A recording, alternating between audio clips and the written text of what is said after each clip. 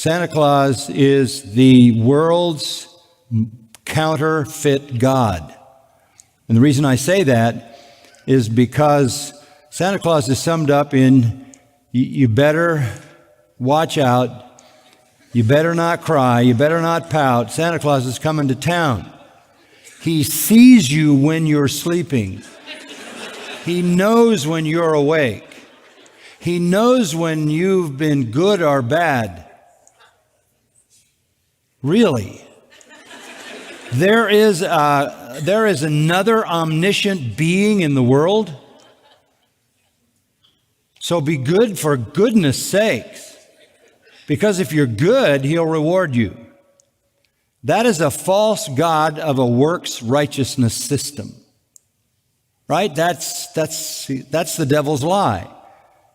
Somebody up there is watching you, and if you're good, you'll be fine. That's a works-based concept. And then you give Santa omniscience, and you also find out that he's not righteous because you know you were bad and you got a bunch of stuff anyway. So you can't trust his word, and he's not righteous. This is just the world creating a kind of children's picture of a false deity. I get all that. I also understand the rest of the falderall, like Rudolph the Red-Nosed Reindeer, and all of that has nothing to do with the person of Jesus Christ. And I get that it clouds the clarity of the picture of Christ. I understand all of that. But having said all of that, I will say this. God has allowed in human history for the birth of his son to be essentially a global holiday. Whatever accoutrements have been added to it to confuse it, whatever pagan elements have been added to it, same with the resurrection and Easter and rabbits and chickens and whatever. The world may do everything they can to confuse and cover that, but it is still true that at this time of year, the whole world is focused on the fact that the Son of God was born into the world. And that reality gives us opportunity to speak the truth into that consciousness. That's all I'm saying. So I think we have to take advantage of these opportunities rather than just condemn. None of us is worshiping a false god. None of us is worshiping Satan.